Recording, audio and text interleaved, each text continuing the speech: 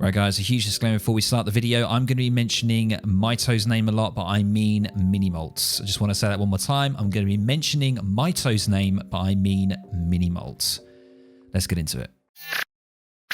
Hey YouTube, it's your boy Widgie here, coming at you with some more Age of Empires 3 Definitive Edition. And yes, it is some more China content. I know some of you have been getting a little bit tired of it, but I wanted to present this new look at Age 2 China. So with the recent change with the T Export card that was released in the February update, it enables us to get a blockhouse out a lot earlier when we ally with Russia. Now, the interesting thing, when you get a blockhouse, it enables you to train certain banner armies that you're unable to train when you've built the War Academy. And one specific banner army that we're going to look at is crucial in this Age 2 build. And it sort of takes a different sort of approach to the old Han Age 2 rush, which we see.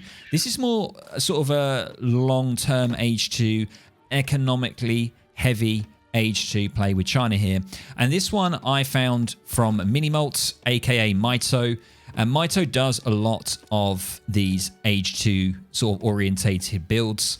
And I was watching his stream and I was just sort of dumbfounded by it. You know, it looks super strong. Of course, Mitoe is a very, very experienced player. Very, very talented compared to myself. But I tried to take some things away from it and try to apply it to my level. And it's working pretty darn well. And it's a different sort of approach that you can do. You don't have to do the old Han. You don't have to do the FF. You can do this different kind of Age 2 play, and we're going to see it in this replay right now between myself and EWA, playing as Russia. So the first thing you do is you open up with a TP and you open up with a village. So that's the first thing you've always got to do. You got to have your TP and you got to build it first before you build your village. Now, if there's no TP on the map, then what you do is you build 2 villages. And you can see here that I'm getting my village here. And as I always mention, guys, in my videos, make sure that you put your village next to a gold mine first. Primarily, if there is a gold mine behind your TC, put it next to that. But wherever your gold mine is, put a village next to it so that your villages can garrison in that if you get raided or if you're in a tricky spot. So the first card we're going to be going for is the Northern Refugees, which basically musters a villager from both your town center and any villages that you have on the map. And that will be 2 villagers for us.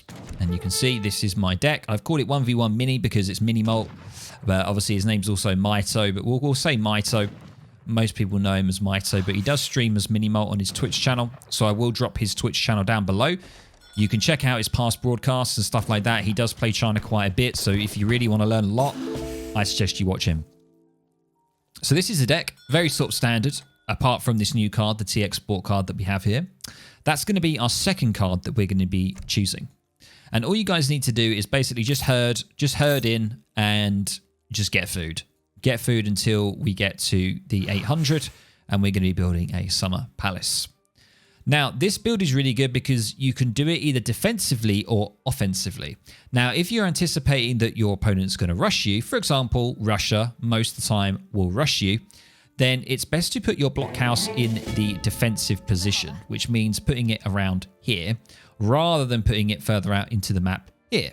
Now, you can do that if you know you're playing against a defensive sort of turtle civ or a boomy civ. It's kind of good to get it in a more aggressive position. So just bear that in mind. It's very sort of adaptable, this build. And you can see here my T Export card is coming in. Let's have a look at EWA and see what EWA is doing. He is aging up most likely with the Quartermaster, and he's sending 3 villagers out to a forward position. And I've spotted those vills here with my Explorer. And I'm just going to be a little bit annoying and just trying to snare the villagers so that I slow them down and make the trip for them a little bit longer to build the blockhouse, which is what they're building. So that's, you know, you'll normally see that. Russia will always get like to that first before you. So just bear that in mind. And if we go back over here, my T Export card has come out and my consulate rickshaw is here, and I'm going to start building my consulate. Just make sure to keep your consulate once again in your base. Use it as a defensive building, just like I've done with the summer palace here. So we're going to be always aging up with the summer palace, and you can see that right here. And I'm now allying with the Russians. Now, the macro that you can see here is what you kind of want to do is it can be a little bit tricky to macro, but you primarily want to have the majority of your vills on wood, and you want to be building a market in transition. Now, I'm just going to pause it here. You want to be doing this because you want to start getting your eco upgrades as early as possible in transition. Now, you're probably thinking, Widgie, you want to do H2 play. Surely you want to be pressuring. You don't want to be wasting your resources on market upgrades. You want to try and invest as much into troops. And that is very true, but this is not an all-in. We're not doing an all-in style here where, you know, we basically mass all of our troops up to a certain point. We push in. If we lose, we've basically lost the game. That's not how we're playing this. We're having strong eco behind so that we're very, very stable in H2, and we can decide when we want to push in based on the situation, the opponent we're playing, and just how lucky we've been with treasures, with hunts, with all that sort of stuff. So that's what I just wanted to clarify there. So we are going to be getting a market down, and we're going to be getting some of our eco upgrades as well. And that's one of the reasons why I'm still chopping wood. And if we have a look at EWA here, he's just about to get into H2 with the Quartermaster. And this game was quite a tight game, guys. Not going to lie. It was quite a scary game. It wasn't an easy game for me. And I want to show you guys real examples. I don't want to be showing you me just playing against the AI, showing you the build as crisp as possible. I want to be showing you it in a real life situation on the ladder, no messing around, and just to show you how effective this is. Now, I am about 1300 elo. So if you can get this build nailed, if you're maybe 900,000 elo, 1100, whatever below that, then it's going to be very powerful. So we can see EWA is opening up with Cossacks, which is quite, you know, standard to go 5 Cossacks. You can see I'm starting to get my Hunting Eagles, which is my food upgrade. And I'm now getting the blockhouse wagon from the Consulate. Now, you can see already, I was about to say that, there's already musketeers walking into my base. So very, very scary. China take a while to age up. You got to remember that. They're not quick on aging up, especially if you open up with a TP. You're wasting time chopping wood at the start of the game, which means, all in all, it's going to be delayed. So just bear that in mind. If you're going to get heavily rushed or hard rushed, you just need to try and play as defensive as possible. And that can be difficult for some players, but, you know, practice makes perfect. And we do have nice defensive buildings here, and we're in a good position. You can see here with the Consulate, I've now got my blockhouse wagon is coming out. Now, I was late with that because it's 225 export to get a blockhouse wagon. And you can see here, I've got 18 export left over, which means I was a little late in this matchup getting it out. So always remember to look at your export. When it's 225, get on the Consulate and get that blockhouse coming out. And you can see my next card is going to be 700 wood. So that's my first age 2 card, 700 wood. That's going to give us all that infrastructure. So I'm getting a little bit nervous here because I've just put the blockhouse down behind the TC in a defensive position. I've lost a villager there, which is not good news to me. I'm not doing the best there, so make sure that you minimize villager losses. And you can see now that the 5 Cossacks are coming in. And EWA is, he's not waiting for a certain time. He's not doing a timing push. Now, what's normally recommended with Russia is that you wait to build up your mass first, and then you push in when you have a critical mass ready to do some damage. But he's not waiting around. The minute he got 5 musks out, he moved them in. And now he's got his 5 Cossacks, he's just moving them in straight away. And we're going to see how this doesn't sort of play out for EWA here, because he doesn't have enough mass to deal with the TC fire and the blockhouse. And that's one of the main reasons why this building is so good as a defensive building, because you can garrison villages in it. And it shoots just like a TC. So it's like a watchtower, or an outpost, sorry. It's really, really good. So we're going to go ahead and click play. And my Explorer can be really tanky here, so I'm going to try and use him to tank as much as possible. We've got the blockhouse and TC fire on the way. 10 vills in the TC. Make sure you don't need any more vills than that. That's the critical mass of villagers to be able to get the most damage from your TC. And you can see he's backing off now already. So as easy as that, he's backing off. I did preemptively pop my irregulars, which you can do. I popped those just to try and defend, and I'm just going to get my villagers back out. Make sure to do that, guys. Don't leave them in the TC. If it's safe, get them out. So you can see here now that my 700 wood came out. Now, when your 700 wood comes out, what you can do is you can train 1 batch of Old Han to use some of your wood up. What you kind of want to do is train 1 batch of Old Han. You want to get another village down because your population is going to spike tremendously. So get another village down. And then you want to get a war academy down. So you've got a blockhouse and a war academy. You then use that for a village and to get an Old Han batch out as well. So that will pretty much use nearly all of your wood up already. Any wood left over, you can use it to get some market upgrades that you've missed so far. And the minute you get that old Han out, you kind of want to be switching it up and going for the different composition, which I'm going to mention very shortly. And this composition you're going to be using for the majority of the time. So you can see I'm not doing the best with villagers. I should have garrisoned the vills there, so I lost another vill, which was a shame. And I do leave this War Academy here, which was very silly of me. So I quickly pop out some of my vills. I don't commit all of them. And I just try and get this up before it goes down. And I am going to sacrifice some vills here. This is going to get a little bit messy. And you can see here that I need to get these vills back in. I've lost another vill. So I am in a pretty dire situation. And I'm showing it to you real, guys. You know, this happens. You know, when you're trying these builds out, this can happen. But I'm trying to micro, get the pikes on the Cossacks, get the irregulars. The Chew Canoes are doing a good job. We have blockhouse and TC fire still, guys. Remember that. They've got great range. And they're doing a great job at defending. And all the musketeers are now gone. His explorers lost. He's got 4 Cossacks left. So I've defended really well there. Now, a few mistakes that I made. I lost a few villagers. I lost too many than I did. It may have been a poor decision to build that War Academy when I did, but I went ahead and did it anyway. And now the next card that you want to get is you want to get your unit shipments. So this is the time to get unit shipments. So what you do is you go for your Northern Refugees, you go to export, you get that 700 wood to build the buildings that I mentioned. Then we start pumping out the units. And that's what we're going to do. Now, it all depends on what you're up against. You might want to go 7 Step Riders first, or you might want to go Chew Canoes. I decided to go Chew Canoes here. And that all depends on what kind of composition your opponent's going and what position you're in. If you're playing aggressive, get Step Riders. They're good at sieging. They're good at raiding. If you want to be a little bit more defensive, you're anticipating heavy infantry, go Chew Canoes. And you can see here I've got a nice Chew Canoe mass. And now what I'm doing, which is really crucial, guys, always remember this. I'm now ending relations with Russia. The minute you've got your blockhouse and it's down, you don't need Russia anymore. End the relation. End the relation and switch to Germany. Germany will reduce the cost of your banner armies.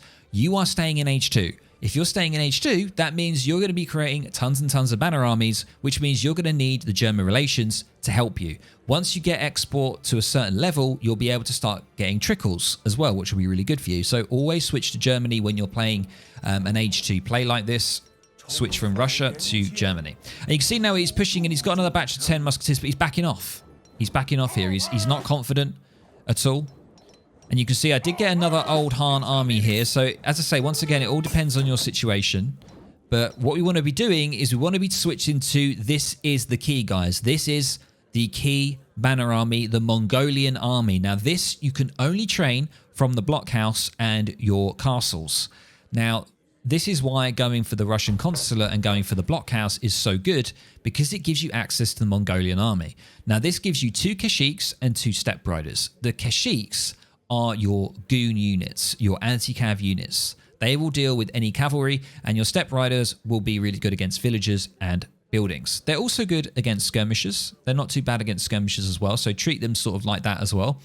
But the kind of build that we want to be going is we want to be going Mongolian standard army. And that's going to create this kind of composition. It's going to create Kashyyyks, it's going to create Step Riders, and it's going to create Chew Canoes.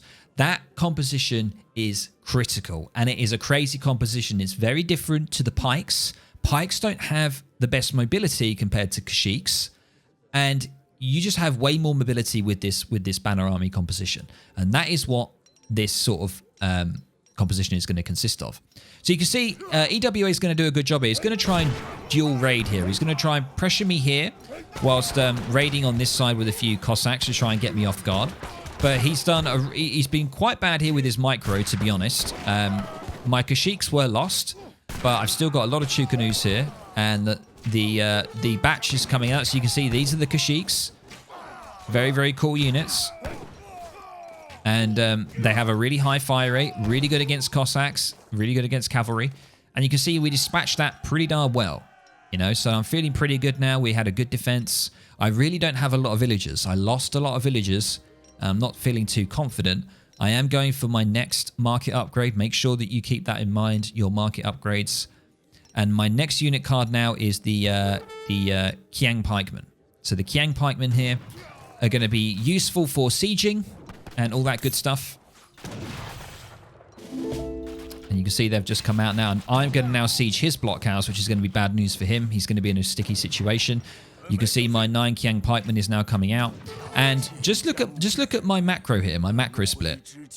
This is all you need to worry about, guys. Just make sure that you've got wood for villages. That's all you need to worry about. When you switch to the German consulate, you will have an option to get a wood trickle. Make sure that you get it.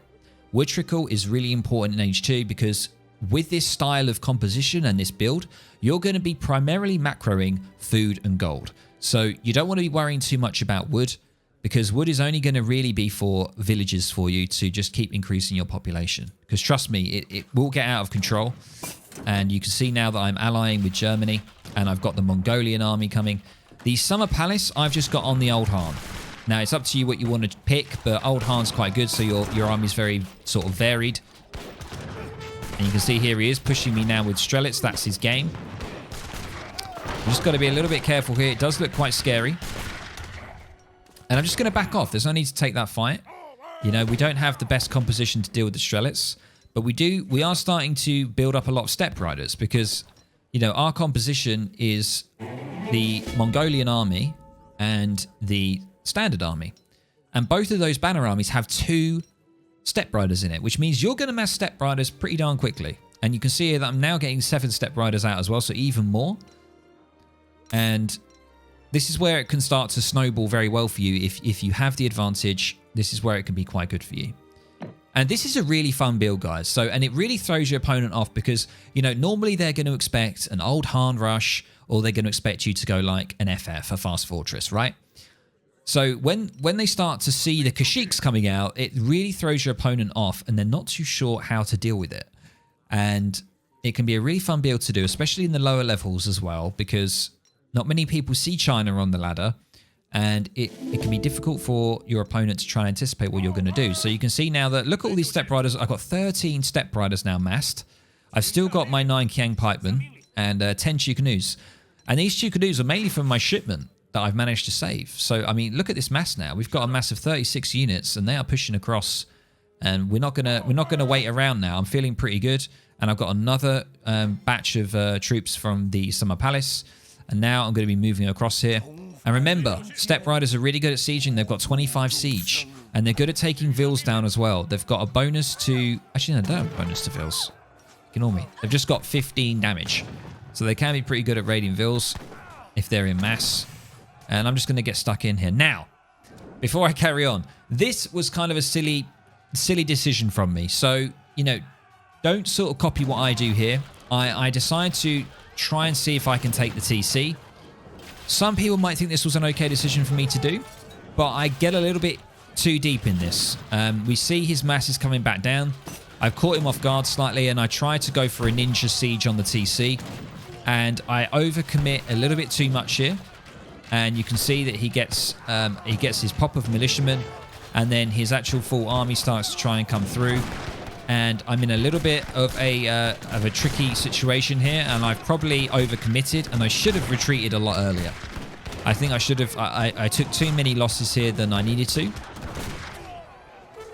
and I'm feeling pretty scared at this point that I've sort of thrown the game, because we nearly got it down, 1500 HP. We could have stayed there, and we could have maybe tried to take it down. I'm not too sure if I would have, but I decided to back off, you know. And that wasn't a bad effort from me to try and siege it down. Unfortunately, it was unsuccessful.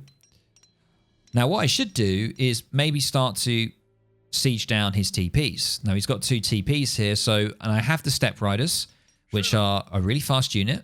You know, 7.25 speed. And this is what I'm saying, guys. Like, the Old Han is good because the pikemen have good siege. Pikemen have got 30 siege compared to 25 of the step rider. But Step Rider has so much more mobility, so you can get back to your base, you can raid, you can move around the map a lot nicer with this composition. And this is what I want to encourage you guys to use. The Old Han is still a fun build to do, don't get me wrong. But something different is this style of play with the Mongolian and the standard banner army. Now, this is another crucial card that's coming out, and it is the standard army hit points. This is crucial to your build because it gives you 20% HP on your Step Rider and your Chukanu. So that is going to really be just aid well in your composition because you've got majority step riders and you do have Chu canoes, which means it's great. Which means you're going to get 20% HP on your units and they're going to be even tankier. And this is good if your opponent decides to go age 3, you know, and if you want to try and end it in age 2 and they go age 3, you have that hit point boost to try and help you push through and secure the game. So just bear that in mind. That is a really good card, and I suggest that you get that once you've got all of your unit shipments. So obviously excluding the Rattan shields here, once you've got your Chu canoes, your Steppe, your Kiang pikemen, I suggest that you get the standard army hit points. And then after that, there's so many things that you can do, you know, depending on the situation. You might want to go age 3. You might want to be like, you know what, I've done what I've done in age 2. I've damaged them enough. I'm going to go age 3. And what you can do is you can just go 700 coin and you can start getting into age 3 if you want to. But this build is really good just sustaining and keeping in age 2. That's what this build is really, really good for. You can see here that he is now trying to push my TP. So I'm going to try and just pick off. See that? That was really beautiful there. I just used a couple of Kashyyyks, picked off one of his Cossacks. He did take one of my Kashyyyks down, but just that little poke there, taking down a Cossack. We don't like the Cossacks. And this is going to be a really good engagement for you. Look how many Step Riders I have. He has majority Strelets. My Step Riders are really good at that. The Kashyyyks are going to be getting on the Cossacks. As you can see here, they're going to be trying to deal with the Cossacks. We do have our hit point upgrade as well to our Step Riders, so they've got 180 HP now. And the Kashyyyks here are just going to keep doing what they do. The pikemen are just going to get in and act as a buffer. All of the Cossacks are down, and all that's left are the Cossacks, and they're just going to get cleaned up by the Step Riders. There you go, guys. Look at that. Absolutely beautiful. The Mongolian army is a really, really fun composition to go, especially with the standard army.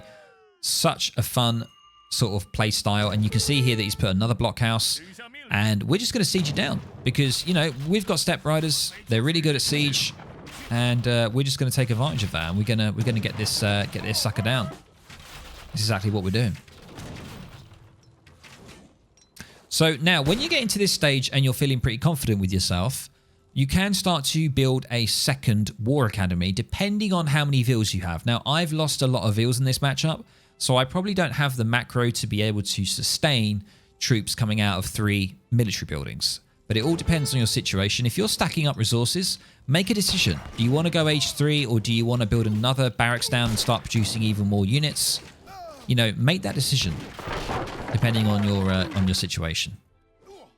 So you can see here, he got a couple of musketeers out, but it's not enough. And now we're just going to go across, and I think we're going to start to deal with the TPs. And I'm feeling pretty confident.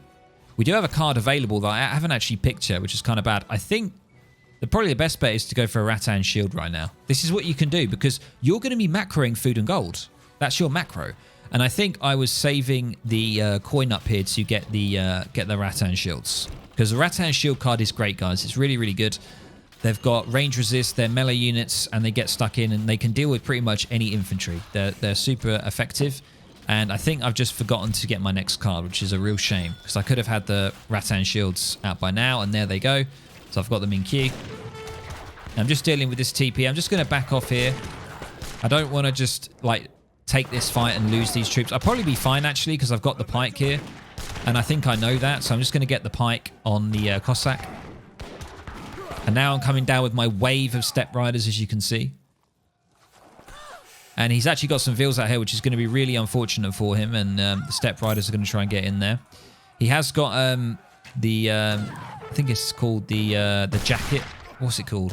The one that increases villager HP. So he's got that one in there. But you can see here that now I'm just pushing through. This is like the horde. The horde of the Step Riders and the Kashyyyks. Kashyyyks doing a great job at dealing with these Cossacks. Because they are kind of scary. They are scary units. And we do get into a little bit of bother here. It does start to get a little bit dicey. But you can see that in this process, he's committing a lot of Vils to this fight here. We are fighting under a blockhouse, which isn't the best thing to do. And my Kashyyyks aren't on the right thing here. They should have been on the Cossacks. And now the Step Riders are left with, you know, to deal with the the Strelets, which is absolutely amazing. More coming in. Make sure to keep creating units, guys. When you're fighting, keep creating units. Don't stop. Don't stop. And you can see now I'm getting 700 coin in. I'm just using all of my cards available to me. And, you know, my macro is off here. It's clearly that it's off. I probably need to get more on gold.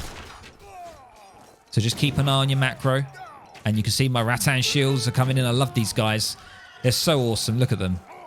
Coming in. And they're not too bad at siege. They got 20% range resist. A really cool unit. Right, getting 10 of them, they can do some real damage. They got really fast attack speed as well, 1.5, and they do 16 damage a pop. And you can see here now they're going to try and just absolutely clear up the vills here, which is look at the absolute domination here, dealing with all the vills. And now EWA is on 30 vills. I'm still only on 21, guys. So this is how crazy it was. He didn't actually repair his TC, which was really, really bad of him. Always remember to do that. I mean, especially with his TC looking like this, you would have thought that he would have remembered to do that, but he hasn't. And now the final blockhouse is going down, and there's nothing much that he's going to be able to do here. And you can see that I'm just deciding now to just make standard army. Guys, you don't have to just make Mongolian standard. You know, if you want to lay off the Kashyyyks for a bit and you want to just stick with standard army, do that. You know, you don't have to stick with Mongolian standard all the time, but that is one of the best compositions for this build. And there we go, guys. That's it. That's how we did it. There you go. I'm just going to click this to get rid of the noise. Hang on a second. There we go. So there we go, guys. That is it. And you can see here, let's look at my base. What are we doing? We're getting a 3rd War Academy down now. I'm feeling pretty good. Sorry, a 2nd War Academy. So we've got 3 military buildings. And just make sure that you build your villages like further out. Try and spread out on the map. You can see here I built a village because I want to get this hunt. So there's 2 hunts here. Build your village next to hunts so that if you get raided, if there's any pressure, you can get those vills into those villages and garrison them. Always remember that. And there it is, guys, in a nutshell. So I hope you really enjoyed this, and I hope you can follow the order, the card order, you know, which is Northern Refugees. You open up with a TP, you build a village, you then get Northern Refugees, you then get your T export, build a consulate, make sure to ally with Russia as soon as possible. When you have 225 export, build a blockhouse. That's whether it's defensive or offensive, depending on your situation and what civ you're going against. Then get 700 wood. That builds some of your infrastructure, and you can get an old Han army out just for some defense. You can get a war academy, you get your market, you get your upgrades, you get your village, and then you start pumping units. Once you've pumped all your units and you've no units left to get out, you then get the standard army hit points upgrade, and then you can do whatever you want after that. You can go for the Rattan shields, you can go for 700 coin. You know, you can even go for, you know, Mongolian Scourge. That is really good for your Kashyyyks and your Steppe Riders if you want to. You can go new army if you've got a lot of Chew Canoes and you want to switch them to Arquebusiers. And also it transforms your pikemen as well. There's many things that you can do, guys. It's really, really fun, and I really hope that you give it a go. So, guys, if you found this useful, entertaining, of course, all that good stuff, please let me know down in the comments below. Please give this a go and let me know how it goes. I really want to hear from you. And of course, I just want to say I completely appreciate all the support that you guys are giving me through YouTube, through Twitch. So, you know, just to bump this up in YouTube, I'd really appreciate a like on this. And of course, I will catch you in the next video or the next stream. See you later, guys.